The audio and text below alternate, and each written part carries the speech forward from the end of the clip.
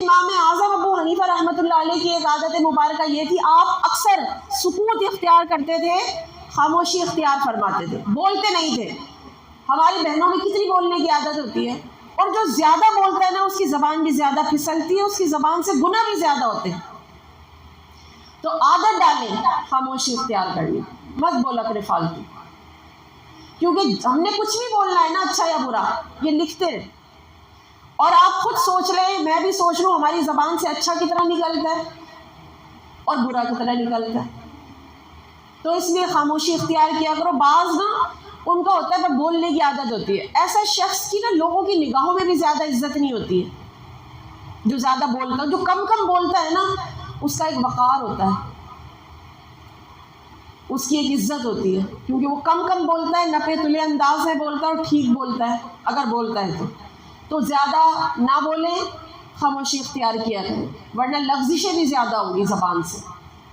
اسی طرح امام اعظم ابو حنیفہ کے مزید انہوں نے اوصاف میں یہ ذکر کیا کہ آپ اتنے بڑے عالم ہونے کے باوجود، کتنا علم ہے، دنیا میں نے 4 حصے میں جو 3 حصے دنیا کے وہ سب ان کو فالو کرتے ہیں، اتنے بڑے امام، اس کے باوجود اتنے سادہ اور اتنے منکسر المزاج، اتنے ڈاؤن ٹو ارتھ کہ لوگ آپ کی تعریف کر رہے ہیں کہ بہت سادہ۔ آج ہم میں تھوڑا سا کوئی کمال آ جائے، ہمیں کوئی آسمان سے نیچے نہیں لا سکتا۔ اب تو مڑ گئے، کیونکہ میں باکمال ہو گئی ہوں، ہم اپنے آپ کو باکمال سمجھنا شروع کر دیتے ہیں۔ ارے جن میں کمال تھا، کہتے ہیں یہ کہاوت آپ نے بھی سنی ہوگی، جس ٹہنی میں وزن ہوتا ہے نا وہ جھکی ہوئی ہوتی ہے، پھلدار ٹہنی ہمیشہ جھکی ہوئی ہوتی ہے۔ تو ہمارے بزرگوں میں یہی ان کے وصف تھے، ان میں واقعی میں علم تھا، وہ اس قابل تھے کہ وہ اگر تھوڑا اپنا کمال بھی ظاہر کرتے تو ان کو زیبا تھا، مگر اس کے باوجود اتنے منکسر المزاج، سادہ، کہ بالکل بھی ان میں کوئی تکبر کا شائبہ نہیں، خوش فہمی نہیں، عجب و خود پسندی ان کے اندر نہیں۔ تو آج ہم تھوڑا سا کچھ علم حاصل کر لیں یا تھوڑی سی کوئی کوالٹی میرے اندر آ جائے، ہمارے اندر آ جائے، تو ہم اکڑے اکڑے گھوم رہے ہوتے ہیں، ہماری گردنوں میں سریا آ جاتا ہے۔ تو بس سمجھ لیں جس کی گردن میں سریا آ گیا نا وہ اس ٹہنی میں کچھ بھی نہیں ہے، وہ ایویں ہی ہے، بس خالی ہے۔ وہ اگر جھکی بھی ہے تو وہ ہے، اس میں وہ پھلدار ہے۔ اسی طرح امام اعظم ابو حنیفہ رحمۃ اللہ علیہ کے جب یہ اوصاف بیان کیے نا امام ابو یوسف نے ہارون رشید کے سامنے، اب ان کی اپنے بیٹے سے متعلق تربیت دیکھیں۔ تو انہوں نے کاتب کو کہا، جو لکھتے تھے، انہوں نے فوراً بادشاہ نے اپنے کاتب کو کہا یہ تمام اوصاف امام اعظم کے لکھ لو، اور ان کا بیٹا بھی وہاں تھا، اپنے بیٹے سے کہا یہ سب یاد کر لو، حفظ کر لو۔ تربیت دیکھیں اپنی اولاد کی۔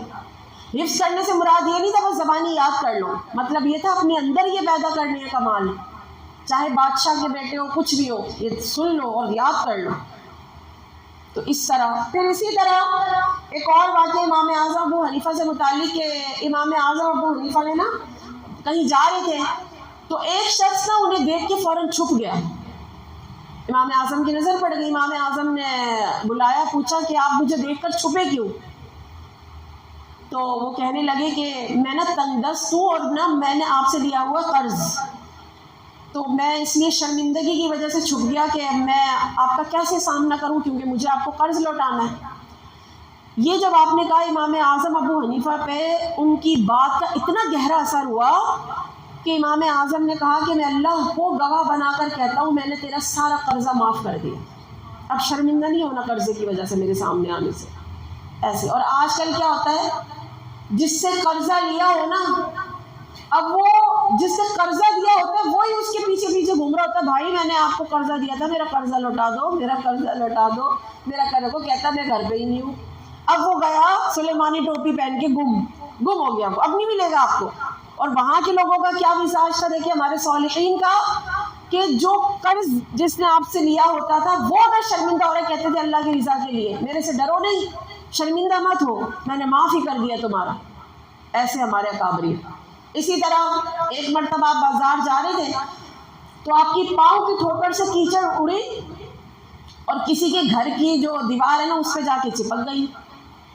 ان کی احتیاط دیکھیں آپ۔ اب ہم تو اپنے گھر کے سامنے سے جھاڑو لگا کے اپنے محلے والے جو ہمارا نیبر ہوتا ہے اس کے سامنے ہم کچرا کر دیتے ہیں، ہماری عادات دیکھیں۔ اب ہمارے بزرگوں کی آپ عادات دیکھیں۔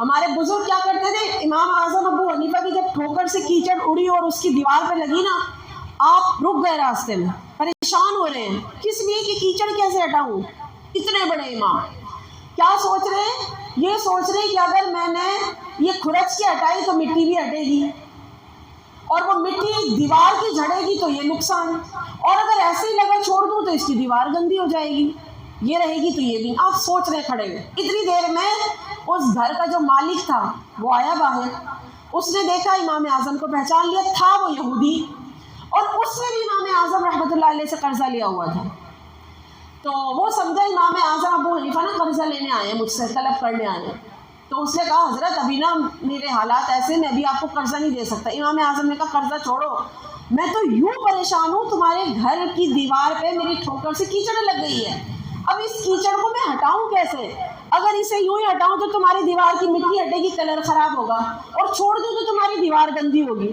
اس یہودی نے جب یہ بات سنی اتنا اثر ہوا، کہنے لگا حضور یہ کیچڑ تو بعد میں ہٹائیے گا، میرے دل کی کیچڑ اور میل صاف کرے، مجھے کلمہ پڑھائے اور مجھے مسلمان کرے۔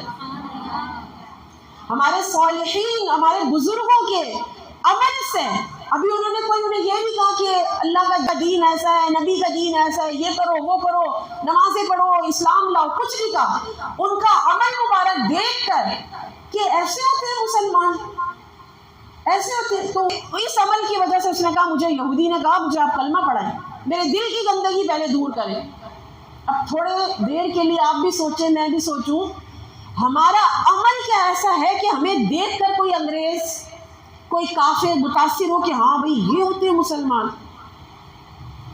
ہم نے اپنے مسلمان ہونے کو نا، اب کہنا تو نہیں چاہیے مگر ہے ایسی بات، جہاں بھی کسی مسلمان کا ہے اور پاکستان سے آیا یہ، جیسے عرب میں بھی انہیں پتہ لگے کہ یہ پاکستان سے آئے، وہ کہتے ہیں کلو ڈیش، گالی دیتے ہیں مسلمانوں کو، کہتے ہیں نہیں یہ دھوکے باز ہوتے ہیں، دغا باز ہوتے ہیں، فراڈ کرتے ہیں۔ تو ہم نے مسلمان ہو کر نا اپنے اسلام کو بھی ذلت پر پیش کیا، اور ہم نے اپنا کریکٹر بھی اتنا خراب کر دیا کہ کوئی سنتا ہے نا یہ مسلمان ہے، اسے ہماری بات کا یقین ہی نہیں آتا۔ اور ہمارے اکابرین ایسے تھے کہ ان کا عمل مبارک دیکھ کر لوگ کہتے تھے ہمیں کفر ہمارا چھڑوائیں اور ہمیں کلمہ پڑھا کر مسلمان کریں، اس نبی کے دین میں داخل کریں جس کی اتنی پیاری تعلیمات ہے، اور آپ اتنی چھوٹی چھوٹی باتیں سوچ رہے ہیں۔ تو بچوں، آپ پہ بھی اگر کسی میں عادت ہے نا کہ آپ کھانا کھاتے ہیں یا کوئی بھی آپ چیز کھاتے ہیں، پھر وہ ریپر کہاں پھینکتے ہیں؟ اپنے نیبر کی چھت پہ، تو یہ غلط بات ہے، یہ اچھی بات نہیں ہے تو بہت چھوٹی سی بات، لیکن دیکھ لو اس عمل سے ایک یہودی مسلمان ہو گیا تھا، ایک مسلمان کا یہ عمل لے، اور ہمیں اگر کوئی دیکھے تو کیا وہ مسلمان ہو سکتا ہے؟ وہ کہے گا ایسے ہوتے ہیں، ہمیں دیکھ کر تو وہ لوگ کہتے ہیں ایسے ہوتے ہیں مسلمان، ہم نے نہیں مسلمان ہونا، معاذ اللہ۔ تو آپ کو بھی اپنا کردار ہر معاملے میں ٹھیک کرنا ہے کہ ہم سے کسی کو کوئی پریشانی نہ ہو، میری ذات سے پریشانی نہ ہو۔ ہم یہ نہیں کہ اپنے گھر کا کچرا اٹھا کے اپنے محلے والے کے سامنے کر دیں، یا اپنے گھر کا جو گندا جو بھی، اگر مثال کے طور پر جو لوگ فلیٹس میں رہتے ہیں نا ان کا، یا جو پورشنز میں رہتے ہیں، تو وہ جو اوپر والے پورشن اپنے جگہ کی صفائی کرتے ہیں نا، یہ زینت ہویا، وہ نیچے پانی چھوڑ دیتے ہیں، اپنا صاف کر لیا نیچے پانی ہے، یا گندگی ہے جھاڑو کچرا ڈال دیا، تو گندی بات ہے نا، یہ ایسا نہیں کرنا چاہیے۔ اپنے نیبر کا بھی خیال رکھیں جو بھی آپ کے ساتھ رہتے ہیں۔ اسی طرح دیکھیں امام اعظم ابو حنیفہ رحمۃ اللہ علیہ جہاں ظاہری علوم اور باطنی علوم ہر طرح میں باکمال تھے، صرف ظاہری باطنی اوصاف میں بھی باکمال تھے۔ آپ کہتے تھے لوگ جیسا ہمیں گمان کرتے ہیں نا ویسا ہمیں ہو جانا چاہیے۔ آپ کی راتوں کو جاگنے کی وجہ یہ ہوئی کہ آپ کو دیکھ کر ایک شخص نے کہا کہ یہ وہ شخص ہے جو راتوں کو جاگ کے عبادت کرتے ہیں، حالانکہ اس وقت تک امام اعظم راتوں کو جاگ کے عبادت نہیں کرتے تھے۔ تو پھر اس کے بعد سے امام اعظم نے فرمایا کہ یہ شخص میرے بارے میں یہ گمان کرتا ہے کہ میں راتوں کو جاگ کے عبادت کرتا ہوں، تو آپ نے فرمایا اب ایسا ہو جانا چاہیے، پھر آپ نے راتوں کو جاگنا شروع کر دیا۔ دن میں علم سکھاتے تھے لوگوں کو، اور رات میں اللہ تعالیٰ کی عبادت کرتے تھے، اپنے رب سے ملاقات کرتے تھے، نمازیں پڑھتے تھے، قرآن پڑھتے تھے، روزانہ قرآن مجید ختم کرنا۔ 30 سال تک اگر آپ نے ریگولر روزے رکھے، ہم 30 دن کے روزے میں کہتے ہیں مجھے آج روزہ نہیں رکھنا، مجھے آج یہ مسئلہ ہو گیا، مجھے وہ مسئلہ ہو گیا، 30 سال تک تو عبادات میں بھی باکمال تھے یہ. اور 40 سال تک عشاء کے وضو سے نماز فجر ادا کرنا، یہ بہت بڑی بات ہے، آپ کی کرامت ہے.